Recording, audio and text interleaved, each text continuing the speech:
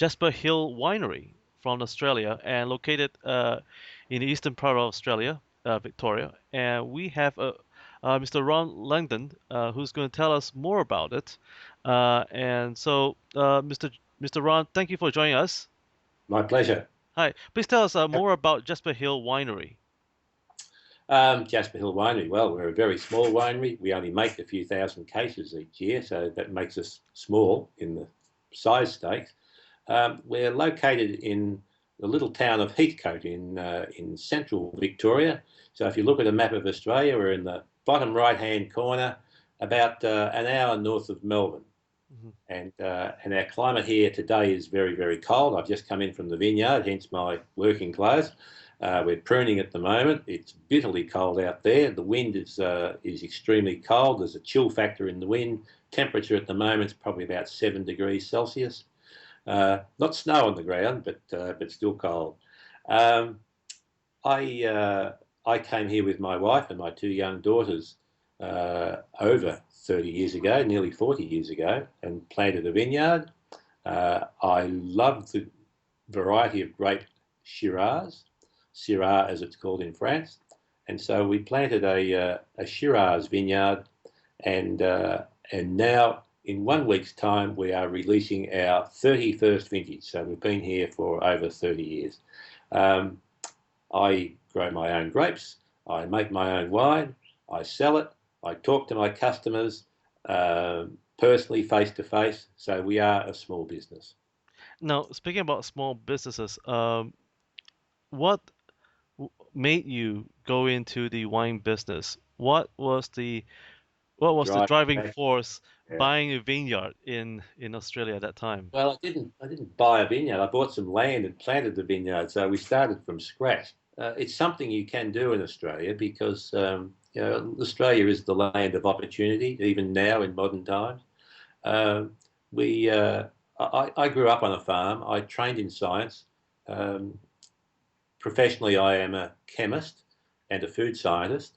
I worked in the dairy industry for many years, including some time in the United Kingdom.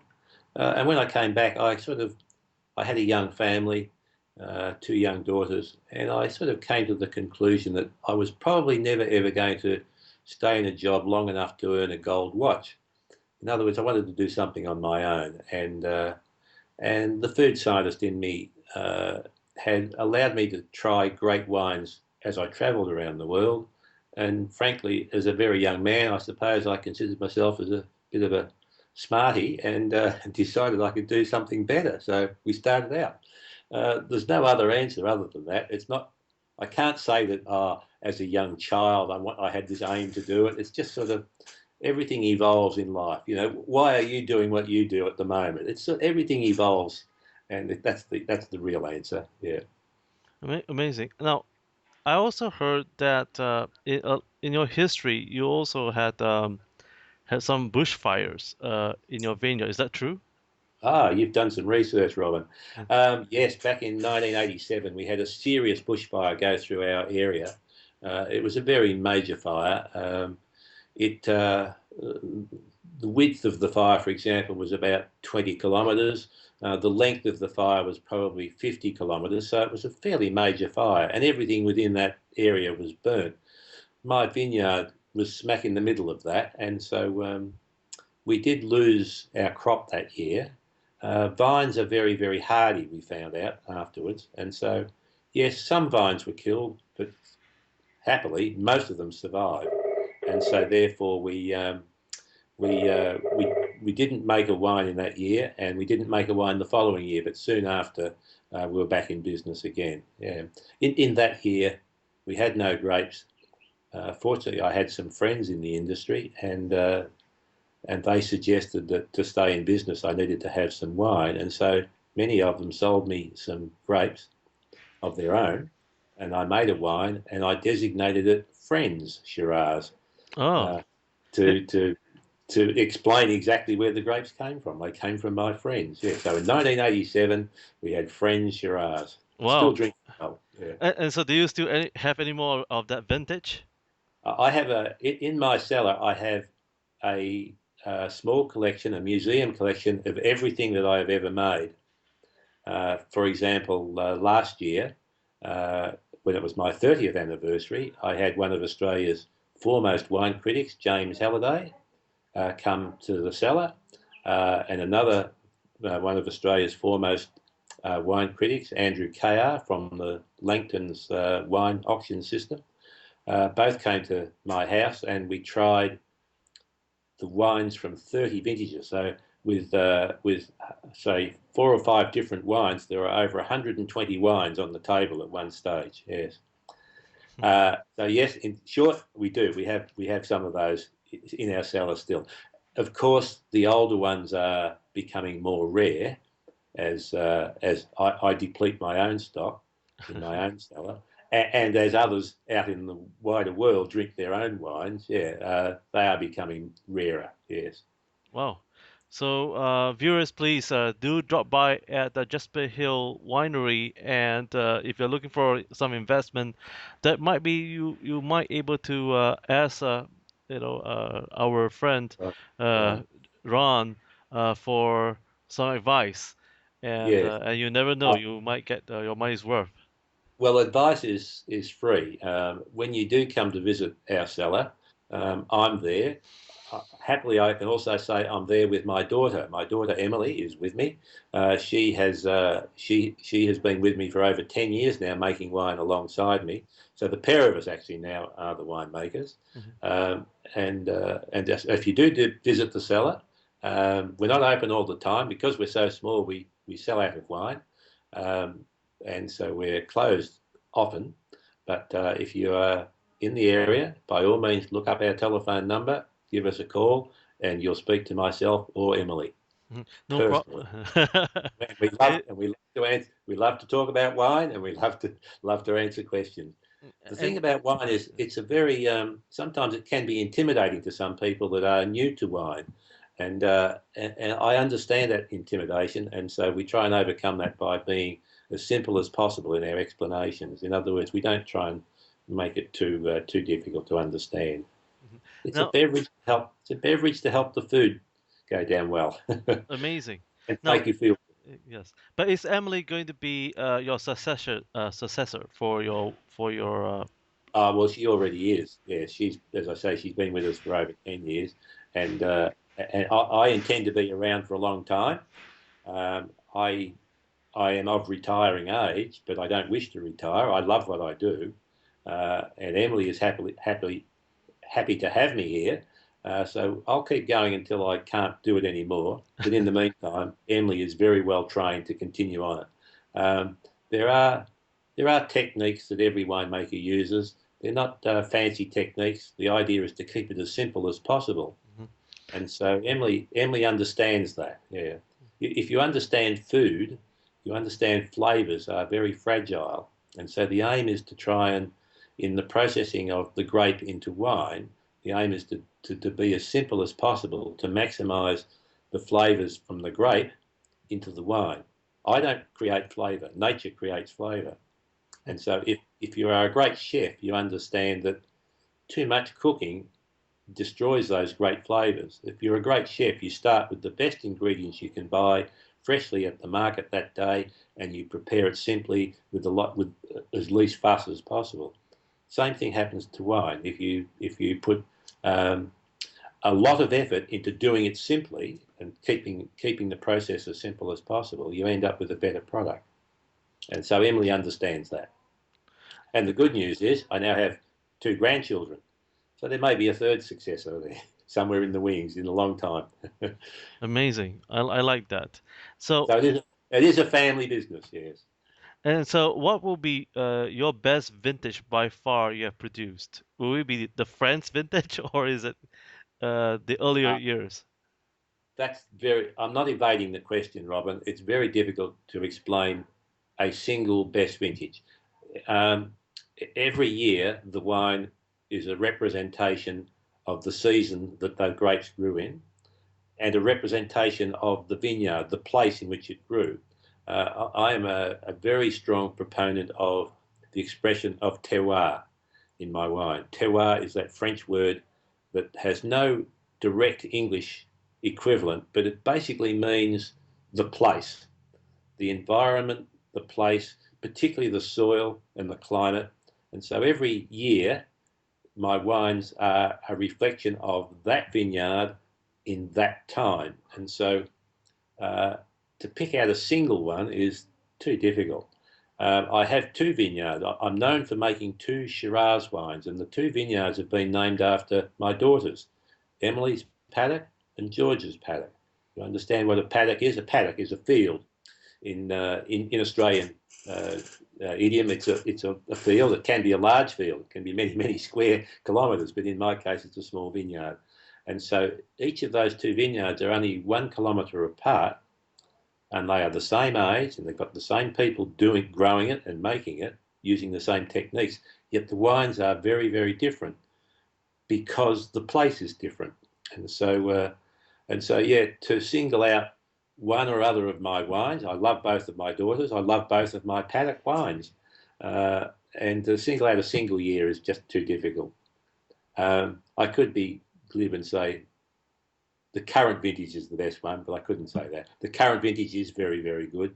The one that's about to come out, I'm about to release my 2012 vintage of George's paddock and Emily's paddock. They are very good, but they have yet to hit the shelves. The market has yet to see them, and so that is the final arbiter of how good the wine is. Mm-hmm. Probably the final arbiter of how good my wine is that I sell out every year, and for most of the year I don't have any wine. So yeah, every year is a good year. So for our viewers, what will be your wine notes for the 2012 vintage? 2012 vintage. The weather was perfect. We had a fine amount of water of rain during the winter and the spring. The ripening happened beautifully and gently over the summer. Our summer here is December to March. We usually pick our grapes in early April or late March. That happened in 2012. So the notes will say fabulous year from climatically, which is transferred into the wines. The red wines have great intensity of colour. They're very vibrant in colour. They're very bright and clear. Magenta, dark red magenta. The typical flavours are sort of a mixture of herbs and spices with a little bit of red berries in there, sometimes a bit of raspberry, sometimes a bit of strawberry in flavour. But most importantly, fantastic balance in acid and tannins, and most importantly, an extremely long finish. So after you've swallowed the wine, you can taste it for minutes and minutes afterwards. You get more bang for your buck that way. A long finish, I like that. A long finish. Yes, and speaking about long finished, could you tell us, did you pair that vintage with food or without food? And if you did it with food, what would you recommend? Look, because of your location, my recommendation is to have it certainly with red meat. So the wine is a definite pairing with anything from certainly steak, lamb, venison, whatever. But also because of where you are, I would recommend it to go with duck. And so duck with a lot of those Asian, Chinese spices on it, it's a perfect match because the wine is so spicy as well. Amazing. Almost everyone I've spoken to has said to me that they should try it with duck, With duck, or picking duck. Have you tried picking duck? duck, yeah. Yeah. Oh, okay. What is it? What is this phenomena with picking duck?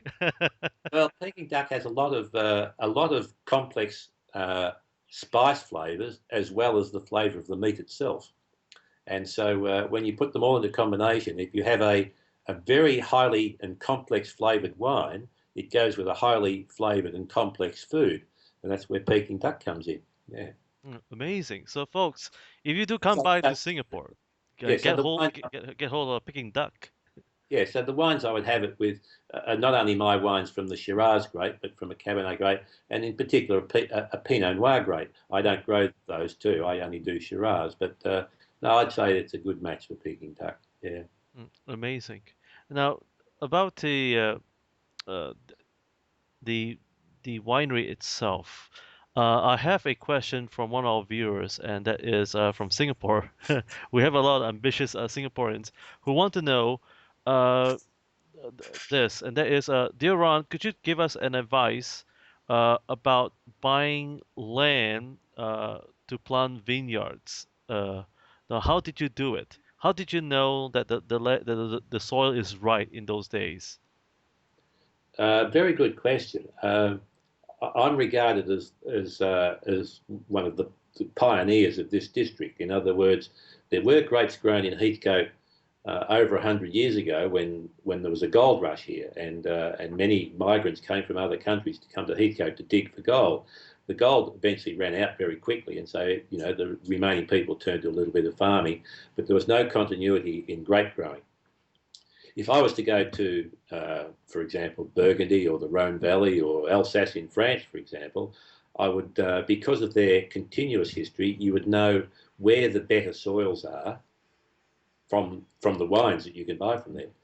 In my case, I didn't have that history, and so probably to answer your question, I also had the advantage that I grew up on a farm. My father was an engineer that turned farmer, and so my early formative years were on a farm, and so I have a sort of a feel for the soil. You can tell from any area on Earth, really, the fertility of the place just by looking at it. You can look at the size of the trees, you can look at the types of grasses, the size of the grasses, the height of the grass. Those sort of things give you an indication of the rainfall and the quality of the soil. And so, being Melbourne born, I travelled throughout Victoria intensively as a young adult because I liked bushwalking and I had a job that took me to the country. And so, yeah, the answer to your question is was a little bit of good luck in there, but it really is a calculated gamble, a calculated hunch that things were going to work. And it does seem to have worked. The region is perfect. It's proven perfect for the Shiraz grape. I grow a couple of others like Riesling and Nebbiolo and Grenache. They all grow very well here as well. But it's not proper country for Pinot or Chardonnay. They require a little bit cooler. So the grapes I've chosen are for this place, which is a little bit warmer than, say, the other parts of Victoria in the south where Pinot is grown. So, yeah, there's no straight answer. I travel through here often. I could see the colour of the soil. The colour of the soil is very red. That indicated to me, from the chemist in me, that there's a lot of iron in the soil. It's very rusty coloured. And iron is an important part of wine, the iron, I-R-O-N, iron. And so, yeah, everything sort of coalesced and came together. And I searched around. Even though there is this so-called Cambrian soil here, it's still unusual in Australia because Australia is the second oldest continent on Earth after Antarctica. It's very weathered. Our soils are very shallow in general. Our soils are very infertile in general. And let's not forget, most of Australia is considered to be desert with low shrubs just growing and very low rainfall. Here in Heathcote, I was lucky enough to find this strip of Cambrian soil that is extremely deep. It's over 4 metres deep. Very, very unusual on the face of Earth. And it's just a quirk and a lucky stroke of nature that it's still here. It hasn't been lost. It's formed between two faults. It's derived from the decomposition of basalt rock. It came from volcanoes sort of over 500 million years ago. And because of that, because of the basalt, it's very high in iron, very rusty, and it's also very, very open and friable. So the vine roots can get down into it. So it's a combination of many, many factors, not just one single factor. Yeah. Amazing. And so, if you had failed, do you have a plan B on hand? Plan B. Yes. If it had failed, Yes. failure was never part of my never part of my equation. Of course, it could have failed. Yes, of course, it could have failed. But I didn't have a plan B. No, it had to work. In other words, I did my research before the event that I was reasonably confident that it was going to work. And it's been hard work. Like, it's not just easy. You don't just sit. You don't just put vines in the ground and sit back and look at them grow. You've got to attend to the vines. You've got to You've got to nurture them during their early years when they're babies and get them up to the trellis so they're adults. You've got to make all of the decisions on how to grow your grapes, when to harvest, of course. All those sort of things come in, and so yeah, it keeps you fit. N- n- uh, uh, Now, Ron, tell us also, we have another question that's coming in, and that is from Vietnam, and that is, dear Ron, could you tell us uh, if moving forward, what kind of preservation devices do you use to preserve your wine? Do you use a cork and stainless steel? Uh, Good question. There are probably three prongs to that. Um, in my bottles, I use corks. I don't use screw caps. This comes about because even though I said earlier that I was trained as a chemist, when I was training as a chemist, right, I'm mature age, I'm 67. When I was training as a chemist, there was a book published by Rachel Carson called um, Silent Spring, and I read that book and I was frightened about the possibility of the overuse of agrochemicals in agriculture, particularly in the Western world. And so, even though I was trained as a chemist, right from the outset, after reading that book and obviously reading more since, I wanted to be organic. And so, I have been successfully organic. So, the vineyards that are planted in 1976 and 75 um, have never had a synthetic chemical applied to them ever. And so I think that's an important aspect of preserving your land. Technically, I own the land, but I don't personally own the land. It's there. It'll be passed on to the next generation. It's up to me and the next generation to preserve what we've got and not damage that place. And so by not using synthetic chemicals and being organic in my approach, um, I think I am keeping my place in a in its purity for future generations. Now, on top of that, uh, also I wanted to not only preserve it, I wanted to keep it and enhance it if possible. Now, I was worried that every time I sold a bottle of wine off the property, I was actually removing part of the place. In other words, the elements that make up the compounds that make up the colour and the flavour are derived from the soil. And I was worried that by selling that away from the place, I was actually depleting the place. And so after about 10 or 12 years, I was beginning to worry that maybe because of that, the place was being depleted. The instant answer, of course, is to tip on fertiliser, but I didn't want to do that because if I tip on fertiliser, I'm changing the place. That word terroir that I used earlier, I would be reflecting the terroir of the fertiliser factory, not my place. I'd be putting the fertiliser factory over the top of my own place. So that was still a worry. The answer to my conundrum eventually came about with um, the concept of understanding the concept of biodynamics. And so biodynamics to me is about making your own compost, not fertilizer, but compost. Not fertilizer from a fertilizer factory, but from compost from raw materials that are on the farm. We make our own compost and we put that out at the right time. And that right time may involve, believe it or not, where the moon is. Um, and so this is the basic tenet of biodynamics. And so for over 15 years now, we have been biodynamic as well. Now, on top of all of that, we're not certified organic. We're not certified biodynamic by the authorities that do it. Now, little girls run around with boxes and tick boxes and things. We just do it. We've been doing it all along. And as far as I'm concerned, the certification process is the politics of it all. I don't need the politics of it. I just do it and have been doing it for so long. And I think that ultimately reflects itself in the purity of the wine.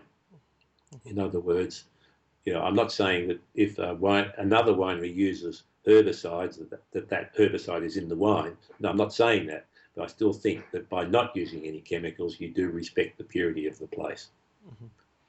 Now, another question that's coming in from Indonesia, and that is, dear Ron, could you tell us what is the difference between a screw cap and the cork?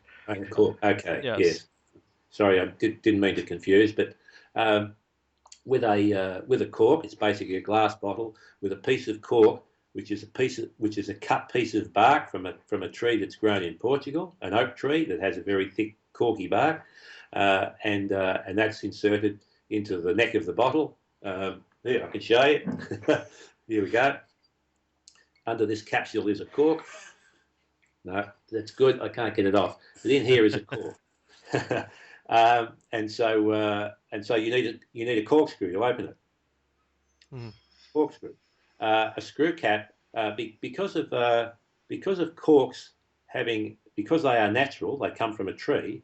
There a few years ago, 20 or so years ago, there were some other inherent problems coming from flavors that were bad flavors that were coming from the cork. And so the industry developed another seal for the bottle, and that was a metal seal, a screw cap, screws on, with a little plastic insert inside to make the seal against air or oxygen getting into the wine. And so I've elected not to use that screw cap, but to stay with cork simply because my biodynamic principles actually prefer to use a natural product than a man-made, highly energy-intensive product. The screw cap is generally made of aluminium or steel. A lot of energy goes into that. Synthetic plastic is made from petrochemicals.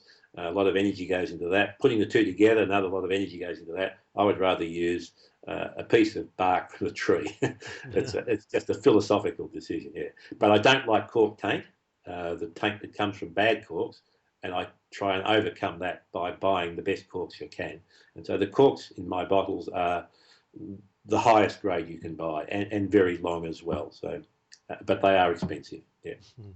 Now, about screw caps, the issue of screw caps, there's a question also coming in from Singapore again. Is it true, Mr. Ron, that screw caps, uh, does does the quality affect the wine on a long term? Is there any chemical reaction with screw caps since there is Uh, rubber, contact with rubber and so no, on? no, no. The screw cap, the seal is actually a synthetic plastic, and that plastic has been tested to be food grade. Of course, it has. Um, and there's no proof that there are nasty things leaching from that plastic into the wine. In fact, the wine will probably will change less under a screw cap than it will under a cork. Because I use cork, there is a natural ingress very, very slowly of some oxygen through the outside of the cork and the glass into the wine. And so the wine evolves in the bottle and changes flavour. The change of a wine in flavour under a screw cap is much, much slower. I happen to like the way my wines evolve under cork, and that's another reason why I like to stay with cork. Um, if you have very good corks and you have very good wine sealed under the cork, the wine can live for a long, long time. But of course, where you keep it has just as important uh, consideration as well. If you store your wine out in the sun, it's going to cook. The flavours are going to change very rapidly, and they probably won't taste very nice. So you have to keep it in the dark, in a relatively cool place, stable temperature, no vibrations, and that way you'll get wine to live, regardless of whether it's under screw cap or cork. Hmm. And now tell us, what is the spirit of Jasper Hill? We have a question coming in from Malaysia, and that is, why do you call your winery Jasper Hill? Right. Jasper Hill is in fact a trademark. It's not a place on a map. You know, there could be a hill called Jasper Hill. We When we started out, we wanted to have a name for our wine that was able to reflect the place, and Jasper reflects the place. We are on a hill, and Jasper is a stone, a red stone, a semi-precious stone that's been used since ancient times. Even the Egyptians made jewelry out of it, a lovely red stone used in rings and pendants and things. And jasper is found on the hill just behind the winery, Oh wow. 20 metres from where I'm sitting right now. There's a little deposit of it, and so it's a connection with the place. So Jasper, it's named after the semi-precious stone that's found on the hill. It's as easy as that. Mm. It sounds like you're sitting on a pot of gold. Well, maybe I think it's it's liquid gold. Yes. So what's next for you, Ron? What are the future trends or upcoming trends in wine? Is wine getting more of a premium in Australia? Well, there are different products for different people. My wine is relatively expensive simply because to grow my grapes here under the conditions I do it, I end up with very low yields. So the amount of grapes I grow per hectare are very, very low, which gives me great intensity in the colour and flavour in the wine. If I was to grow it in another region where I could irrigate, for example, I would get a higher volume of wine, but it would be lower in quality. And so uh, I think it's just a natural human instinct to try and to do better all the time. And so if you start off with wines of medium grade, inexpensive, and you start to like it, you then start to look for the next thing that may be slightly better, and that eventually leads you into the premium end of the market. Mhm. And you know there are great, virtually every wine region in the world has great wines and slightly lesser wines. Bad wines can't sell anywhere, so no one makes bad wine. It's just different grades and quality. And so there there is a smaller but good market for premium wine around the world, including Singapore, and my wine fits into that niche. Mhm.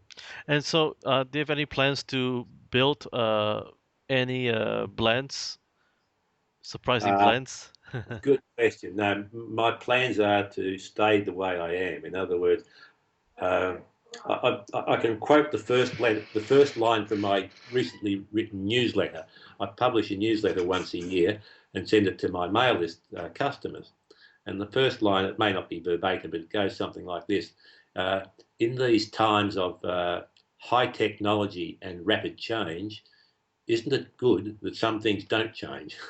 And that's what we are. We're still the same size as we started off 30 years ago. We still make the same volume of wine. If we have been successful in that our wine is regarded very favourably around the world, you do find Jasper Hill in Michelin three-star restaurants in Paris and London and New York and in Singapore. Um, if you count that as success, we haven't let that go to our head. We do what we can do ourselves, and I don't want to get any bigger, because if you get bigger, you then have to employ other people to do it, and that removes from me my direct contact with the vine and the soil. And so we haven't changed. All we've done is over the years, yes, we might plant another smaller vineyard of another variety just for interest's sake, not to make more money, but just out of curiosity to see how it will grow. So yeah, we have in our portfolio about half a dozen different wines, of which Shiraz is the major one in volume, uh, and the others are there just for interest's sake. But the others are still very, very good as well, and so that keeps life interesting. And so I think that's part of the key to success. Don't let it go to your head. Don't go crazy. Don't try and take over the world. Just be happy with what you do. That's all I do. One last question that's coming from Thailand, and that is, dear Mr. Ron Landon, can you tell us what is the secret of your marketing success? How did you advertise and market your product of the high-end nature? Ah, Because I own a I own yeah, a you're yeah yeah you're because getting very, very good questions here. Sorry to yes. interrupt you. Um, the answer is I haven't marketed my product in the sense that I'm out there advertising or anything else. The product has advertised itself because right from the start it has been of exceptional quality. My customers have seen it that way, and they come back each year. And on top of that, those that have influence, i.e., wine critics and wine writers, etc., also acknowledge the quality of the wine. And so it's just by word of mouth. I haven't advertised. Um, it just sort of happens. It's not laissez-faire. It's not uncalculated. You have to have an idea of where your wine fits. And so wherever you go, yeah, I've always liked the idea that my wine finds its way into good homes around the world. Now, those good homes can be connoisseurs of wine. They can be newcomers to wine that can appreciate the concept of, wow, this is a different flavour and better than I've tasted before. Or it can be a sommelier in a restaurant that's tried it before and knows it will go with the food that's served in that restaurant. And so, yeah, it's just slowly evolved from that. Hmm. No, no fancy marketing. Sorry. Oh, another last question. If you care to indulge just one more last question, and that is from Singapore again. Dear Mr. Ron London, I'm an investor and also a retiree. I want to know if I would own a vineyard, do you do I do I or am I able to make money from selling wines and making wines? What is your experience like? How long did it take you to make money? Um, Technically, my accountant tells me I've made a profit every year since we started. Practically, at the end of every financial year, I wonder where the money's gone, and I don't live like a king. I don't drive a fancy car. I drive a new car, but it's not a Ferrari or anything. Um, the Ferrari wouldn't be very good in the vineyard anyhow.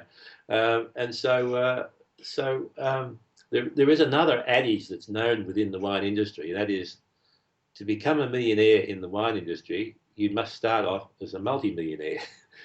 um, that's a little bit of a joke. In other words, yeah, not everyone does succeed in the industry. It takes a lot of commitment.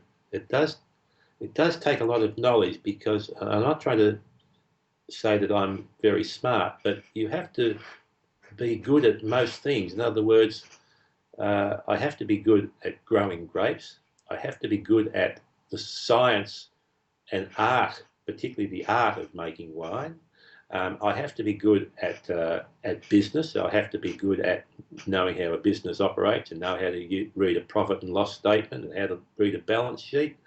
Um, if something breaks down in my winery, all of the equipment is imported. There is not a local man that can come within 10 minutes to fix it.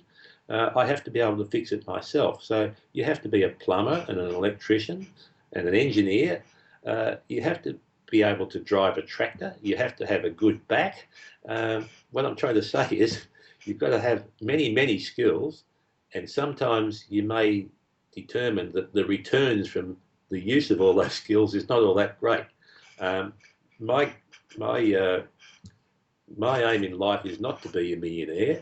My aim in life is just to have a good life, and that means being able to spend time with your family, being able to have a holiday occasionally, being able to travel a little bit, but not all the time, and just and a good life to me is really a clean and healthy life, um, and so not a consumption or a consumer life.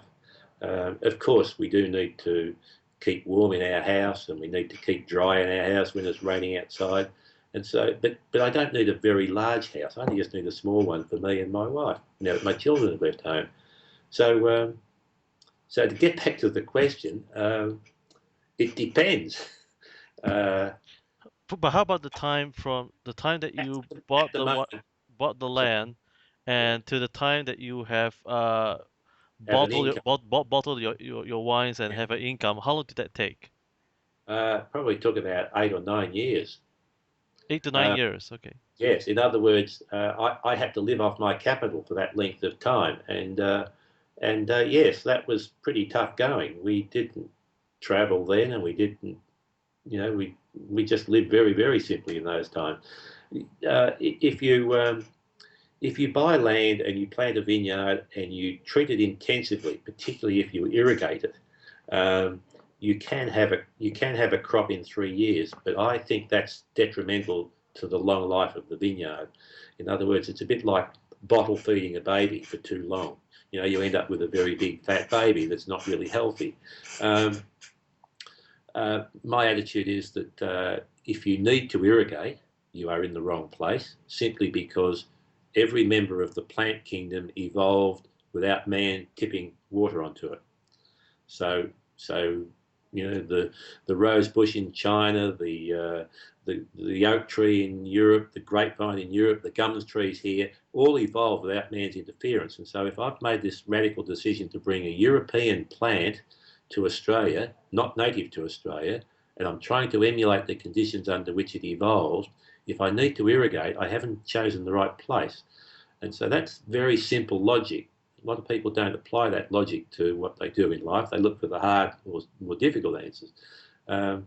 So yeah, I think if you grow your grapes intensively, you could have an income in probably 4 years. If you do it my way, slowly, allow the vines to mature very, very slowly, and treat them not meanly, treat them kindly, but don't over-treat them, you can have an income in probably 6 or 7 years. Yeah, in my case, probably took about 10 years before I did have an income and have a little profit.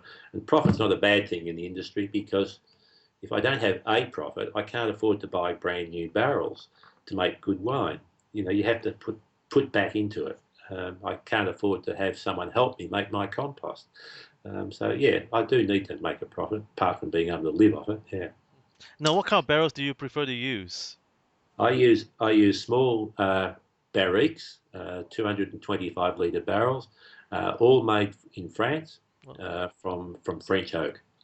There French. are other places, of course, but that's what I choose. Yeah. Amazing. And so another question that's from me, and that Yeah. is, your logo of Jasper Hill. You have a unicorn and a lion, and Yeah. probably I would like to notice that there's a lamb there, if I'm not mistaken, beneath the lion. Correct me if I'm wrong. What does that represent, and where do you get the inspiration from? Yes, there is a connection. The lion and unicorn. My great grandfathers migrated from Ireland in the gold rush in Victoria back in the 1850s, and they were iron founders. They made things from cast iron in Ireland. When they came to Victoria, they established a small foundry to make equipment for the miners, equipment to crush the rock to find the gold, and and that business doesn't exist any longer. But as a little sideline, my great grandfather made some ornaments, some decorations, and so I have the lion and unicorn on my label are photographs of the lion and unicorn that my great grandfather made in his foundry in Melbourne. And so it's a link with a tradition, got nothing to do with wine, other than the connection is that in mythology, the lion and unicorn have certain attributes, and that is the unicorn signifies purity, virginity, cleanliness, uh, and the lion represents power and strength. And I like to think that those two characteristics in both the lion and the unicorn are found in my wine. So that's the true story. Amazing. So so much for Jasper Hill. The spirit of Jasper Hill will continue to live. And so you know, Ron, could you share with us any last words moving forward? Is there any advice for the young people, especially of the young people for tomorrow? Uh, what can they learn from you from this experience? I don't know that I'm a good teacher in that. Hopefully, well, I do know that some people have followed my example. What I do say is that wine is a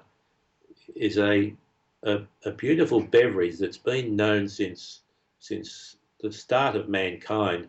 We've had wine, and there's a major reason, and that is wine does not support the growth of pathogens. So no one in any history of wine consumption has ever died from food poisoning from wine. The acidity in the wine is so great that pathogens can't live in it.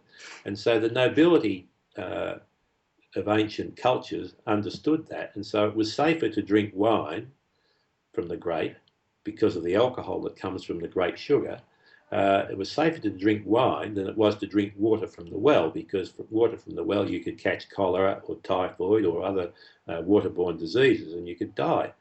And so fortunately, we've now come to the stage where the nobility are not the only ones that drink wine. It's now spread to everyone. And so, many hundreds of years ago, the farmers of France, the farmers in Europe understood that the same thing, that they could grow grapes and make wine, and it was healthier for them than drinking water from the well. And as long as they didn't drink too much of it, it was better for them. And so my message to the young of modern times is, wine is good for you, but only in moderation. And wine is good for you and better for you than spirits or beer. Um, Spirits and beer are great drinks. I drink them myself, but they don't confer that natural affinity that comes purely from the grape. Beer is made from barley. Spirits are made from all sorts of other starchy vegetables and materials, and distilled into a higher level of alcohol. But wine has this attribute that it's the pure, unadulterated, fermented juice of the grape, and that confers great health benefits, as long as you don't drink too much of it. If you drink too much of it, you get a headache, you fall off your chair, and you'll probably not live as long as you should. Drink a little bit in moderation, and you will live a lot longer. And speaking about long life, please, viewers, do log on to their website www.jasperhill.com for more information, and you can even place an order. And of course, if you wish to receive a newsletter, please sign on their website as well for more updates. Good. And yeah, and Mr. Rom, We also thank you for joining me here at the National Critics' Choice, and we look forward to seeing you in Southeast Asia in the near future. hope to be there soon. Thanks, Robin.